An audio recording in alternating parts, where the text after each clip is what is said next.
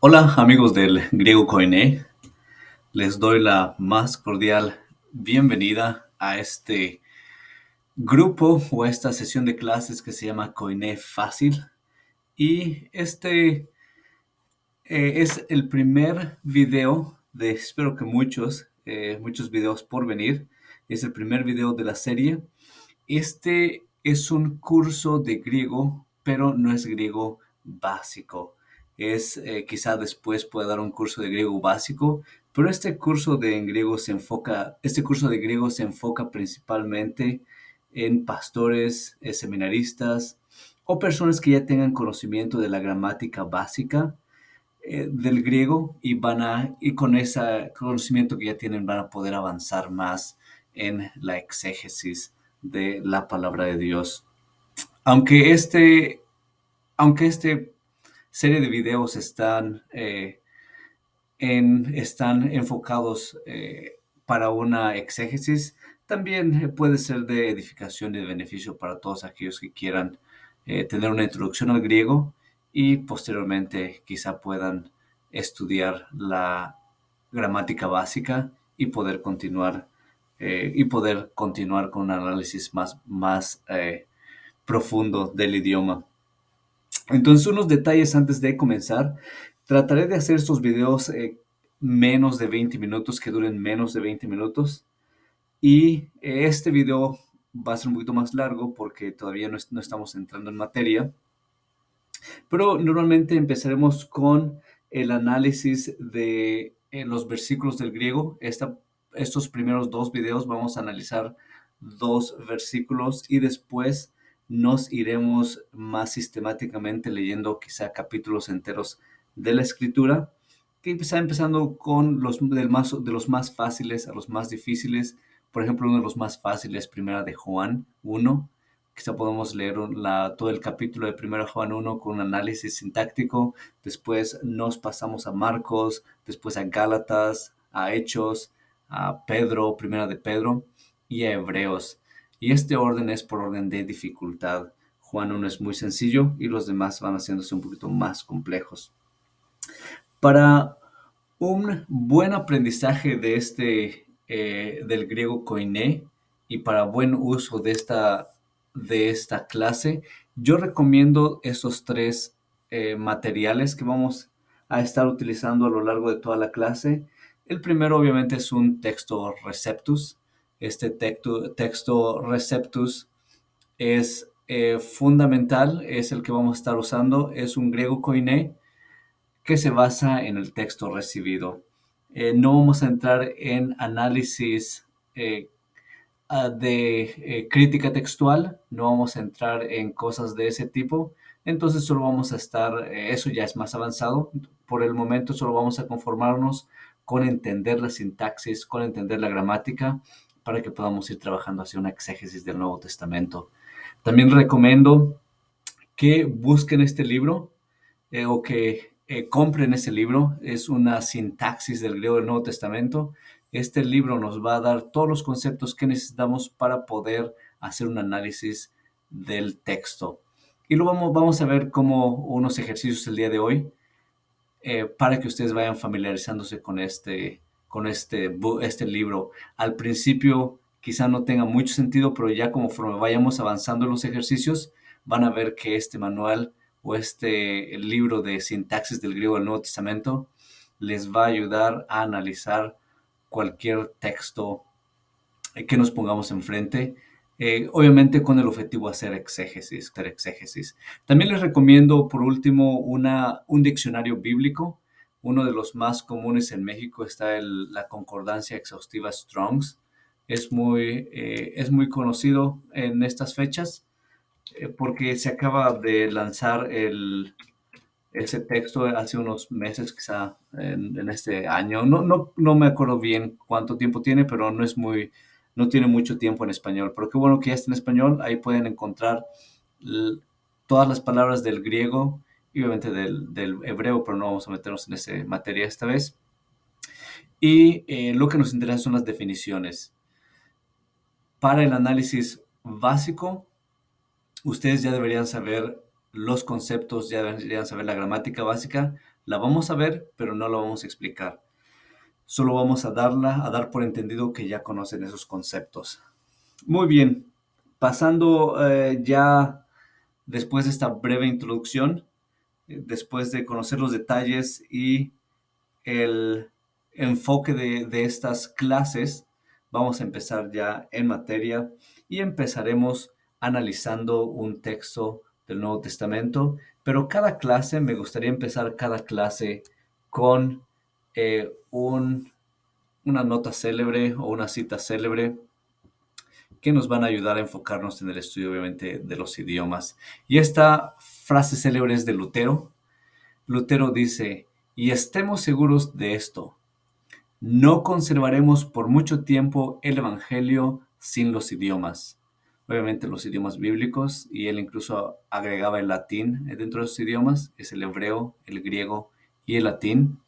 Los idiomas son la envoltura en la que está contenida esta espada del Espíritu, son el estuche en el que llevamos esta joya, son el recipiente en el que guardamos este vino, la alacena en la que se almacena este alimento y, como dice el mismo Evangelio, son las cestas en las que llevamos estos panes, peces y fragmentos. Esto fue escrito por Lutero en una de sus series que se llaman Table Talks, o como pláticas de sobremesa, Table Talks, y fue dado en 1532. Pero Lutero tiene razón. Si no conocemos griego, si no conocemos hebreo, realmente no vamos a poder tener un alcance fundamental de la palabra de Dios. Nuestros mensajes y nuestras predicaciones van a ser escuetas, con poca fuerza, porque realmente estaríamos dependiendo de comentarios, de sermones que encontramos por internet, sin tener un análisis específico. Y eso vamos a ver el día de hoy, quizá una muestra. Y para empezar entonces, vamos a ver Efesios 6:4. Estos primeros dos videos, este y el siguiente, quizá la siguiente semana, voy a tratar de hacer un video por semana, van a ser de introducción. Y escogí estos versículos de manera aleatoria, pero nos van a ayudar a entender esos conceptos fundamentales que no podríamos tener acceso si no conocemos el griego. Entonces, lo primero que vamos a hacer en cada clase va a ser una identificación de cada parte de un enunciado, cada parte de verso que vamos a ver. Nosotros, como personas que amamos la palabra de Dios, sabemos que la palabra, la Biblia, es completa, es totalmente la palabra de Dios, especialmente en los idiomas originales. Entonces decimos que no solo la palabra de Dios es inspirada, sino la gramática en la que está dada esa palabra también es inspirada. Entonces, lo que vamos a hacer cada clase, o lo que me gustaría que ustedes hicieran cada clase, para los que ya saben griego, es que empiecen a o empiecen a identificar las partes principales de cada texto. Y ya una vez que ustedes hagan eso, pueden unirse a este análisis sintáctico conmigo de manera más avanzada. Entonces, si gustan pasar al video, pónganle pausa al video y empiecen a analizar el texto de esa manera. Por ejemplo, tenemos la palabra kai. Sabemos que esa es solo una conjunción. La palabra kai es una conjunción. Quizá podemos eh, abreviarlo. Ups. Voy a mejorar mi lectura mientras en lo que vayamos. Entonces, esta es una conjunción. Vamos a ponerlo así, conjunción. Y quizá puede ser esa la primera análisis. Podemos ver que este es un artículo, la palabra este es un artículo, no lo voy a identificar, pero voy a identificar el sustantivo al cual está modificando este artículo. Es un artículo definido y está modificando la palabra páteres. Y esa palabra veo que aquí es páteres, y entonces el artículo me está diciendo también que es un sustantivo. Vamos a poner la letra S ahí para decir que es un sustantivo. Es un sustantivo y sabemos que está en el masculino, es nominativo y es plural. Eso ya deberían de saberlo. Les digo, esto no es gramática básica, ya deberían saber eso. Es un sustantivo, es masculino, es nominativo, es plural. ¿Qué me dice que es el nominativo? El nominativo me está diciendo que es el sujeto de esta oración.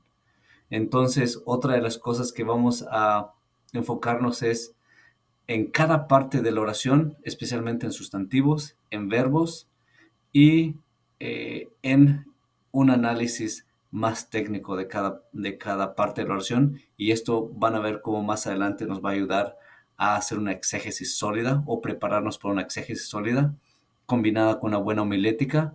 Tienen un sermón en solo este análisis y no deberían ni necesitar comentarios ni otras cosas, sino pueden solo sacar el sentido de la palabra de Dios. Entonces dice ahí, kai ho pateres, mei parorgícete. Entonces vemos que la palabra parorgícete está, aunque no sepan la definición quizá de la palabra, sabiendo el griego, ustedes pueden saber que esta palabra es un verbo, está en imperativo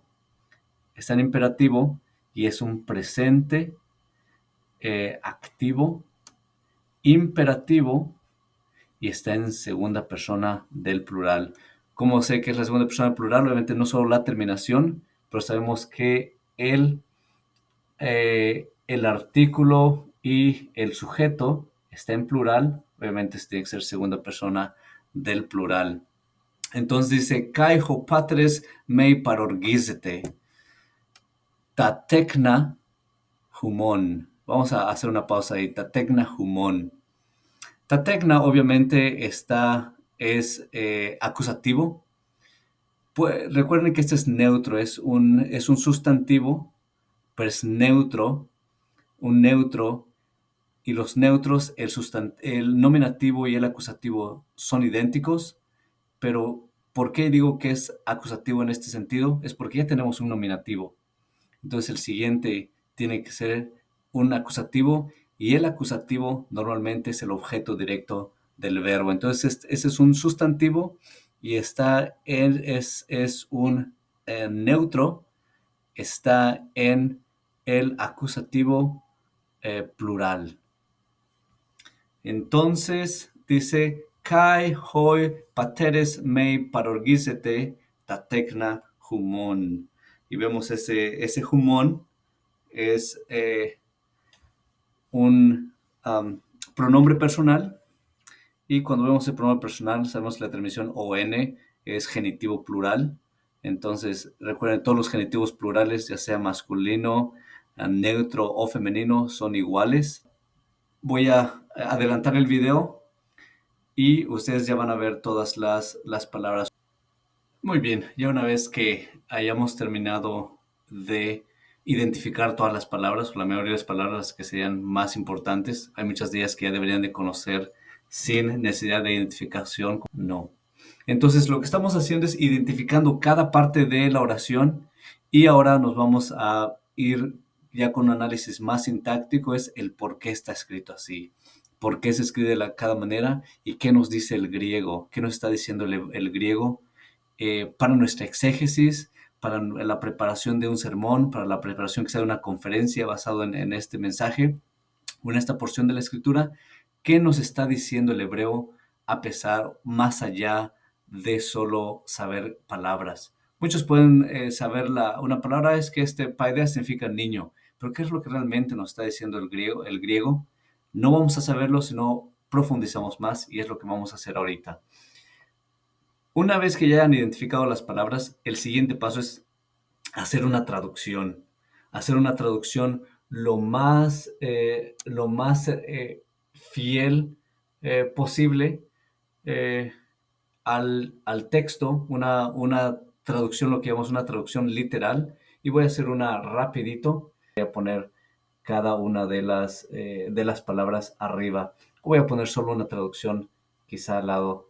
Entonces dice así, kai hoi patres y padres y los padres y los padres caes y joyes los padres y los padres no.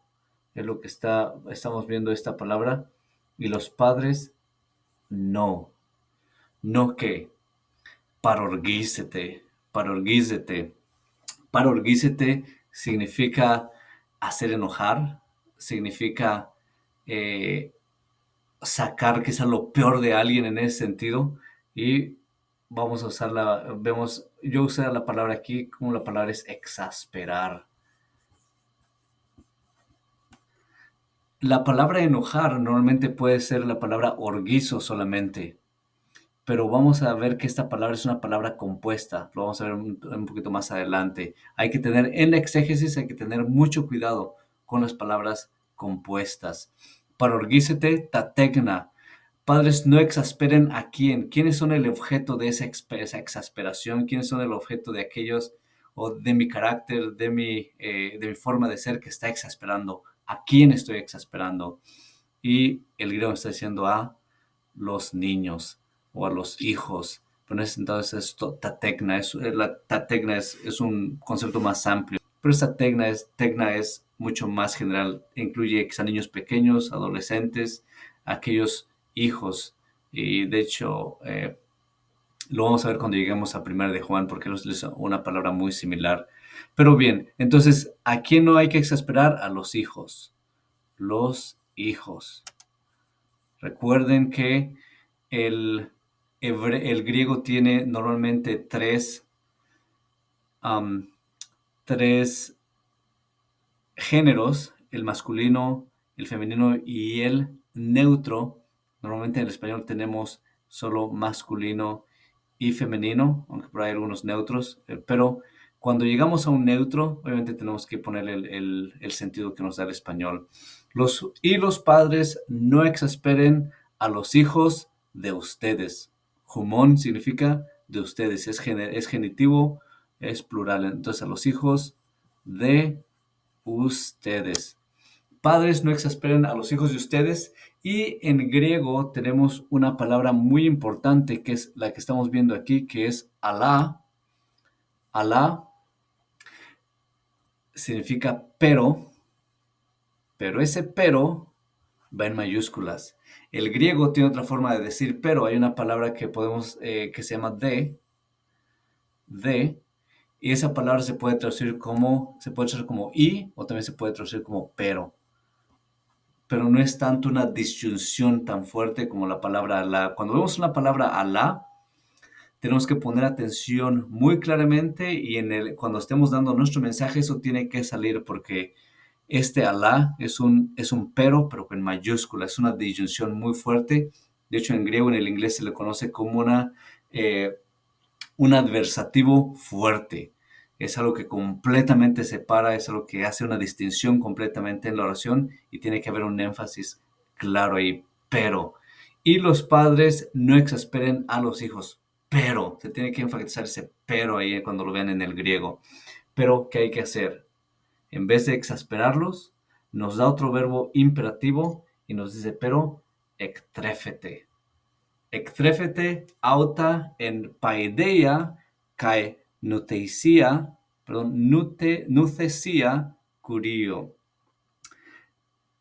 Entonces, no tenemos que exasperarlos, sino tenemos que se reconozcan. Aquí hay otra palabra compuesta, ectrefo. Voy a poner aquí también esta. Parorguícete. Ectrefo es una palabra compuesta. Trefo es alimento o alimentar. Ups. Trefo es alimento o alimentar.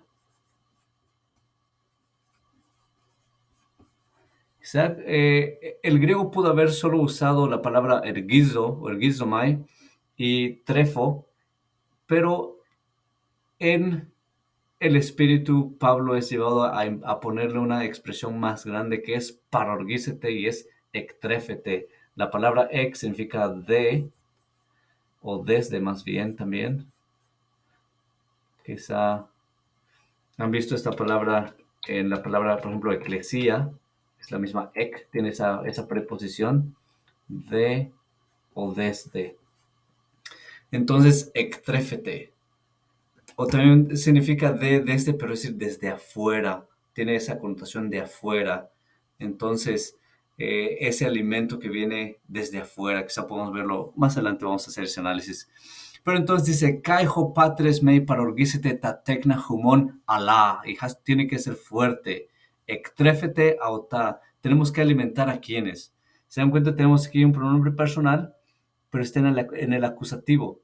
Y es neutro porque este pronombre está regresándonos a este sustantivo, nominativo, acusativo, plural.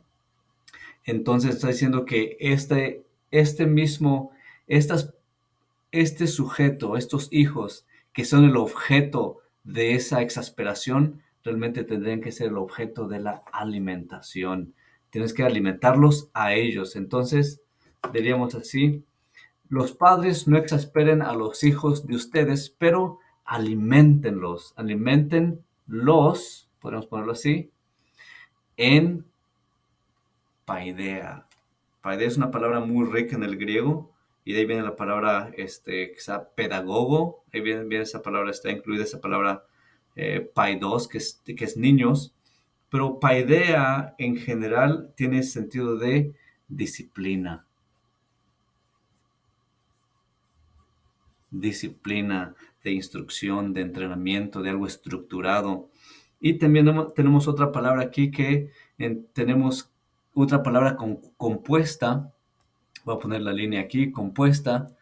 Y esta palabra nutesia, pero nutesia, dice, en general puede traducirse como instrucción, como advertencia, como instrucción,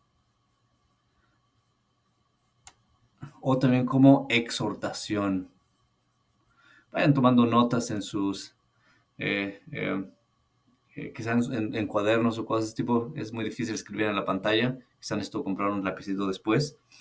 Pero entonces, noticia, instrucción, advertencia, exhortación. Y vamos a ver realmente que esta palabra compuesta, igual el Espíritu lo está enfatizando y tenemos que sacar el verdadero significado de esa palabra. Lo vamos a ver en unos minutos. Y por último, la disciplina y la exhortación, curio. Deben saber esa palabra muy básicamente, curios, el Señor Jesucristo, nuestro Señor, curio, pero está en el masculino genitivo singular. Entonces, del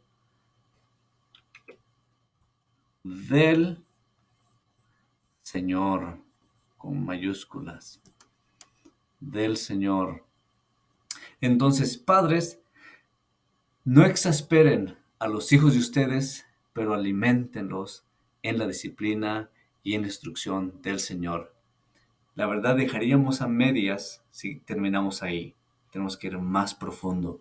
Tenemos que ir analizando más, especialmente los verbos, las palabras compuestas, los genitivos, los casos. Por ejemplo, podemos decir, ¿por qué es nominativo? Y la respuesta, digamos, es sencillo. Es sencillo. Es nominativo porque es el sujeto. ¿Por qué este es acusativo? Es acusativo porque es el objeto directo del verbo parorgísete.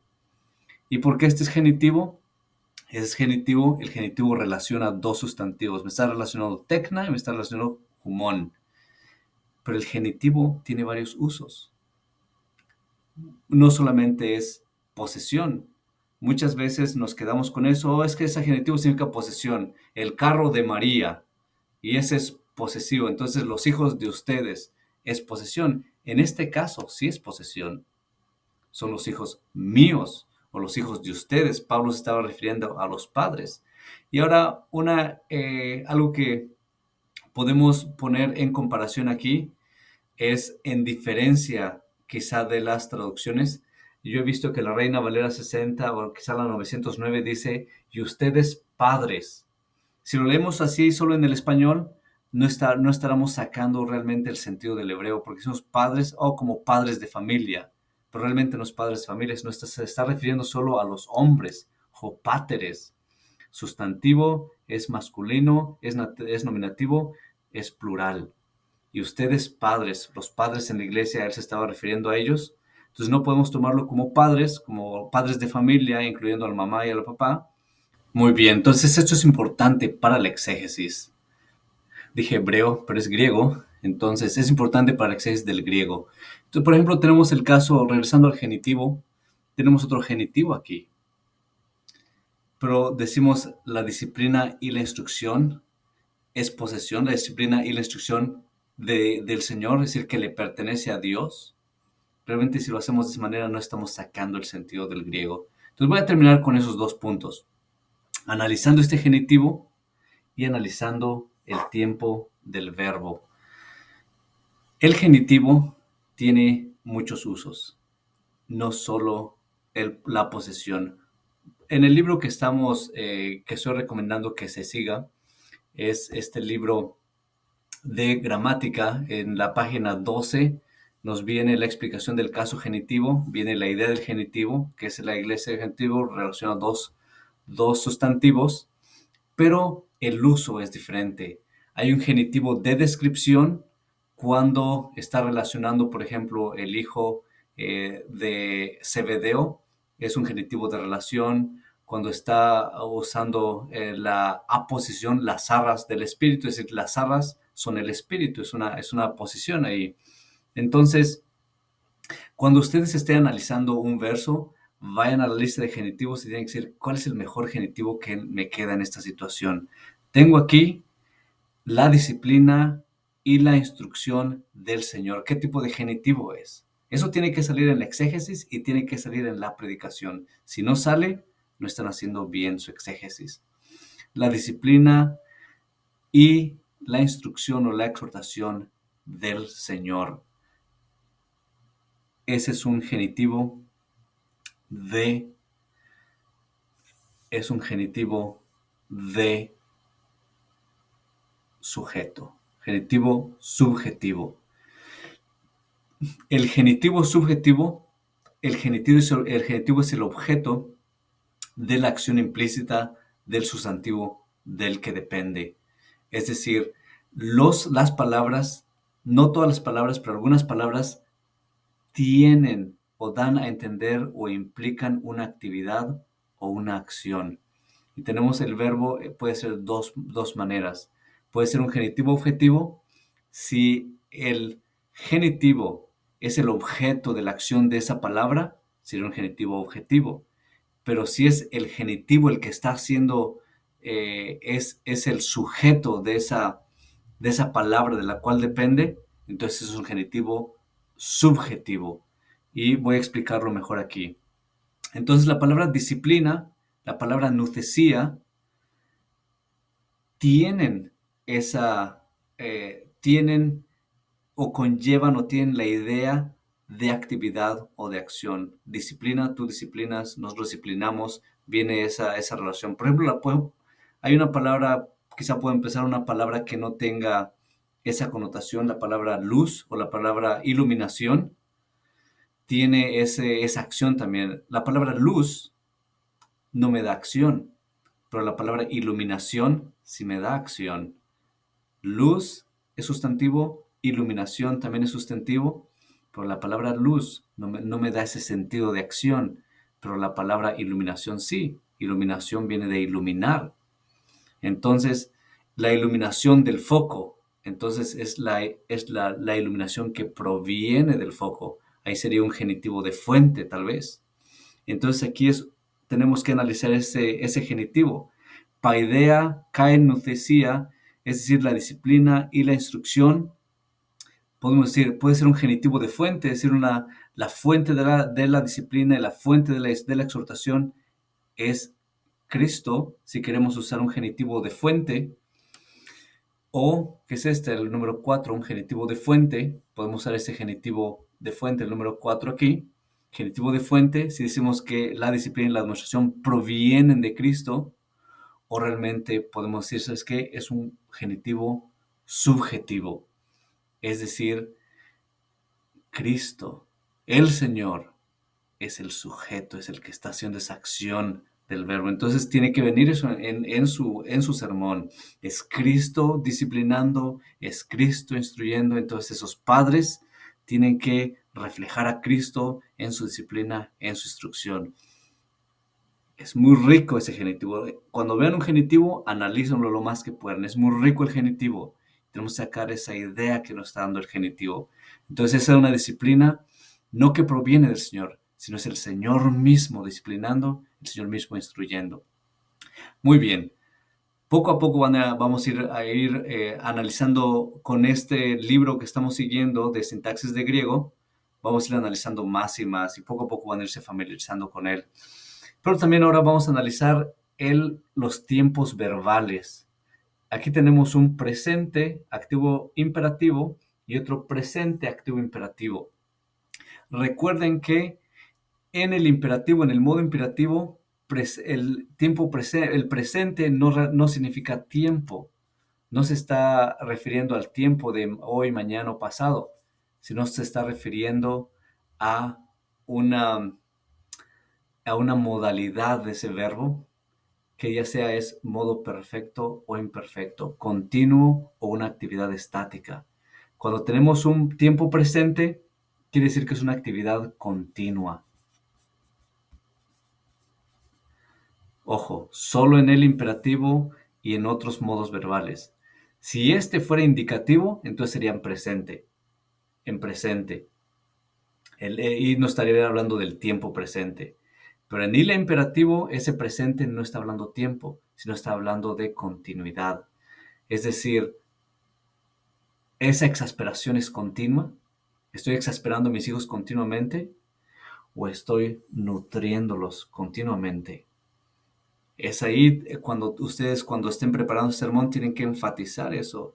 Si nosotros estamos continuamente exasperando, nosotros como padres a los hijos, los padres son los que realmente tienen que alimentar constantemente a los hijos en disciplina, en instrucción, y en esa disciplina y esa instrucción, los hijos tienen que verlo como Cristo mismo, el Señor mismo, disciplinándolos e instruyéndolos, porque es lo que me dice el genitivo, un genitivo de sujeto.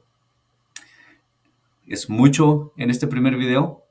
Solo quiero que se den una empapadita de este análisis sintáctico y poco a poco vamos a ir avanzando. Poco a poco vamos a ir avanzando y voy a poner más herramientas. Voy a hacer grupos de discusión en los cuales podamos ir analizando poco a poco los verbos.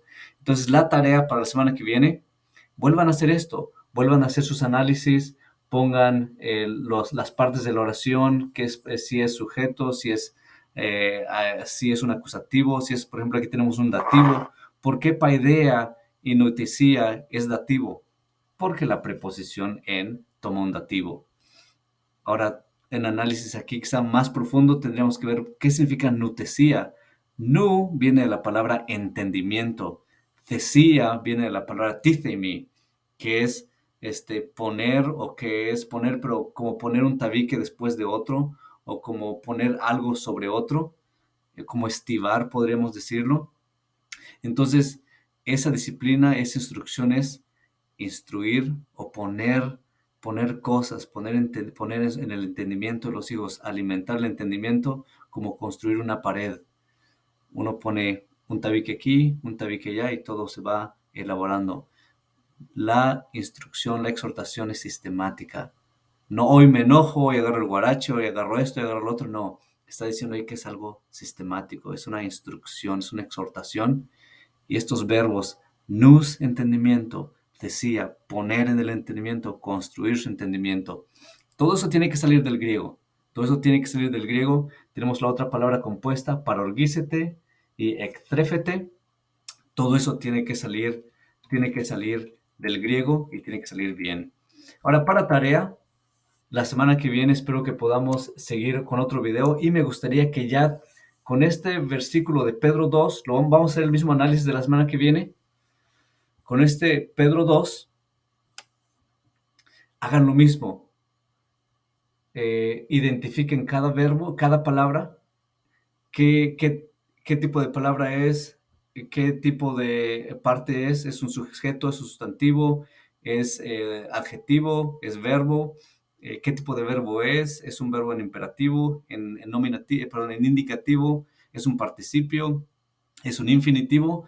Tienen que analizarlo todo. Ya cuando tengan ese análisis, este librito les va a ayudar.